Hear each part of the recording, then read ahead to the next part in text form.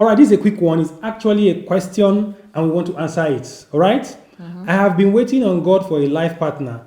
I finally met someone that we both love each other and we are ready to take things to the next level.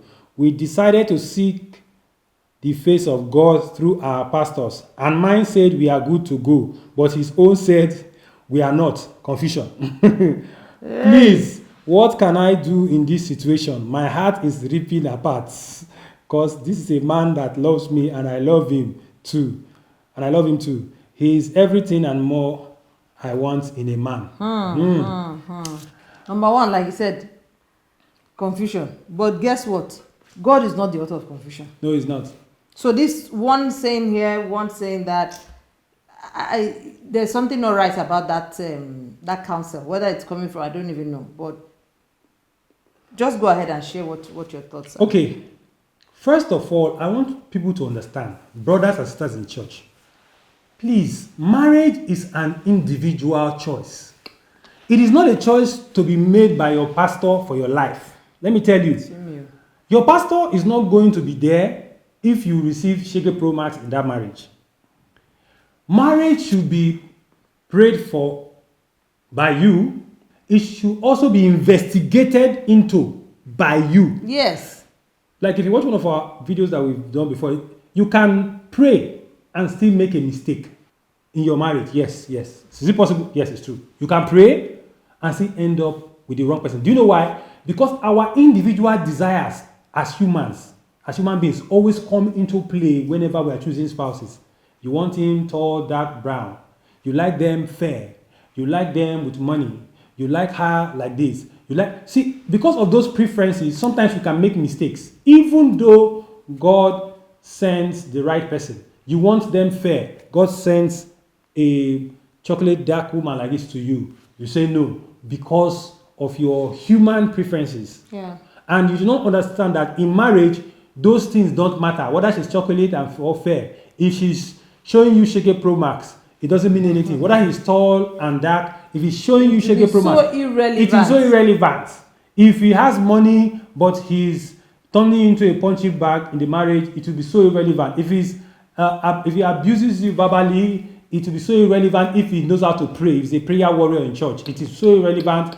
If maybe you say you want somebody that's a prayer warrior, it might be a prayer warrior that is lazy, that won't care about you, that won't provide for you. It might be a prayer warrior that will be abusing you verbally. Yeah. So you need to pray for it and then investigate it yourself. By yourself, not the pastor. There's one video online that I saw about Bishop Oyedepo, where he said something. He said that he has never told anybody to marry a particular person. He said when people want to marry, they find the wife and then they bring to him and he said, is this so? Okay, this is what you want to do. Then he will pray for you people. So that if you married right, if you chose right, it is you that will enjoy it. If you chose wrong, it is you. If you will not say, oh, he's the one that gave you wife. He said he put him inside trouble. He said he's so particular about that kind of decision that even his own children, he did not choose wife for them. He did not tell them marry this person. Choose. Because he that finds a wife, you have to find. For a man, you are the one that have to find. For the woman, you are the one that will have to agree to accept a proposal. Yeah. You are the one, that will live in that marriage. Solely your responsibility. That pastor is not going to be there. So if the marriage works are good, if it doesn't work, forget all those spiritual gymnastics. Yeah. So even if it wasn't pastor that joined you, like before, I used to be so passionate, trying to match make. Oh, this person will be good for you. This person will be good for you. Aunt Mother said, telling me, be careful. Don't let people explore. Let people meet. You may initiate the conversation, but don't be particular. You think this person will be good for you. No, don't do that. This person. And you've almost made mistake. There are times when she tried to match make people. Maybe she said the lady was very good and she was trying to recommend her to somebody else.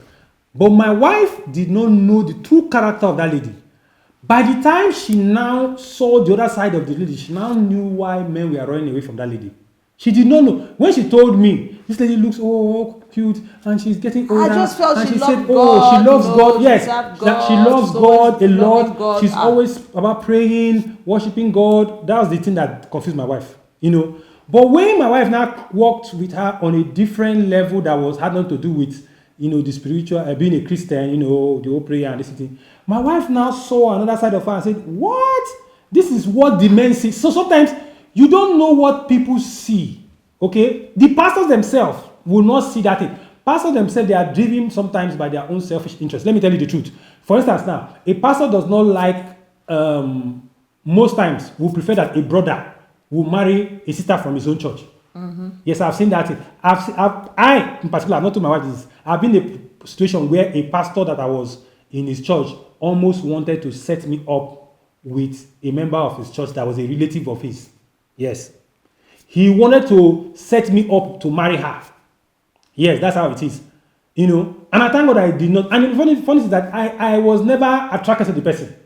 But he would have preferred that. Now, but if I'd married, who would have lived in the marriage? It should have been me. Yes, if I said, because it's my papa, and because it's my pastor. You can't come and start blaming. Listen, if I'd married and said because it's my papa and all that, my dear, when I enter the marriage, it's either I'm in it or the whole thing is going to scatter. And I'm the one that's going to suffer it. Because I'm not really drawn to this lady. Like I said, our desires and personal preferences will come up, and also our ability to also overlook certain things. You should know the things you should overlook. There are certain things that you should overlook because they really don't matter. And then you should know what you should not overlook. There are some things when choosing a life partner that you can afford to overlook. But there are some things that are critical that you must never overlook, no matter. Even if the person is the head of prayer warrior department in your church, even if the person is the shine your eyes. Even if the person is the highest giver in your church, I'm talking from experience. Make sure, don't allow any pastor to control your life. You are going to live in it. If you have investigated that man, and then you too don't allow love to be shaking you too much too. That's what I would say. Investigate the man, because love the blind eyes, but marriage the clear. So. Let me repeat that again. Love the blind eyes. Love is blind. Love is blind. Marriage, it declare the eye. Yeah. It declare doubt. It declare all the doubts. The eye goes see clearly. It's too late to start thinking through those stuff because you've entered already. No, you've entered. So now. It takes time before you even notice that my dear, this is the wrong place. As you don't enter, and that's how it gets messier and messier. That's something that divorce and all of it. Yeah. So you just have to, with the help of God, like we keep emphasizing. Yes, and then your own personal investigation. Yes. Investigate. Don't overlook red flags. Overlook red flags if there are any. Don't say love is shocking you and don't get desperate. We talked about that in one of our videos. Why church brothers and sisters don't break up relationships. And don't allow anyone lead you. Don't allow a pastor tell you that. Are you because you want to please the pastor? She's good to go. And also don't tell your own. You now surrender. Let him also be the one that will think. The pastor will not be in that two people's marriage. I saw that the pastor doesn't really even know you people. He doesn't. Well. He doesn't. Even the person that is in his church, does he know the person? Just out of, Can you say you know somebody very well? Somebody can be a pastor, can be a member of your church, and you don't know the person very well. But you find yourself vouching for the person. So it's a very delicate situation. I've heard a situation where I heard a story. I heard it. I don't know if it's true or not, but I heard it. Somebody was sharing a story of how, was it how I said I was sharing? I don't know. That she was dating this guy, even though they were not living right, but eventually they were in church. Mm-hmm. They now joined a particular church. Now, instead of by the time they started going to the church, when the guy now went and told the pastor that he wants to marry her because he wanted to do things right, that he wants to marry her, that lady, guess what? The pastor said no. The pastor that just started going to his own church. Okay? The pastor now said he has somebody else that he wants him to marry. Why? The person was a dedicated choir member also in the church, in the pastor's church. Listen, and then she was probably a bit financially buoyant. Not that the guy was not financially, the guy was actually financially buoyant. Do you understand? Mm-hmm. The guy I just made it as it wasn't a breakthrough. Things have changed. He wanted to now marry this girl. So, but the pastor now said that no, he should marry this other lady. Why? Because this lady has been in church, has been committed. It's just that same thing I told you that pastor almost wanted to hook me up with somebody. Yeah. Sometimes that pastor that is telling him not to go ahead has in his own church another lady that he will want to use that your guy to make a husband for. Pastors do that. Why? Because they are also fickle and they are human beings. They suffer from the same flaws that we have. A pastor can be greedy. A pastor can be selfish. Mm-hmm. A pastor is a man with like passion. A pastor, he has flesh. He's in this flesh. Yes, So he can be greedy, he can be selfish, he can become avaricious, things like that. If you read the Bible, you will see people that were like that, Christians. What's his name? Is it Demarcus or Demetrius? That went after material things. It's always Ananias and Sapphira that sold this and lied. People forget about that title, pastor. Forget about it, okay? That title, pastor, is actually a job description. It's not. It doesn't make them more holy. It doesn't make them more. Less prone. It doesn't make them less prone to flaws or sin. No. It doesn't. They themselves have, just like you, they have to work out their salvation with fear and trembling. So you and the guy will have to decide. Okay, that's all I have to say. Yeah. They both have to decide. Decide and know what you want, because whatever you've chosen is. Pray it through and investigate it through. Yeah. Because both of you are the ones that will end up in that marriage. Tell the guy, because that pastor might. I'm just saying, I don't know for sure, but I'm just saying he might have another lady in the church that he wants the guy to hook up with.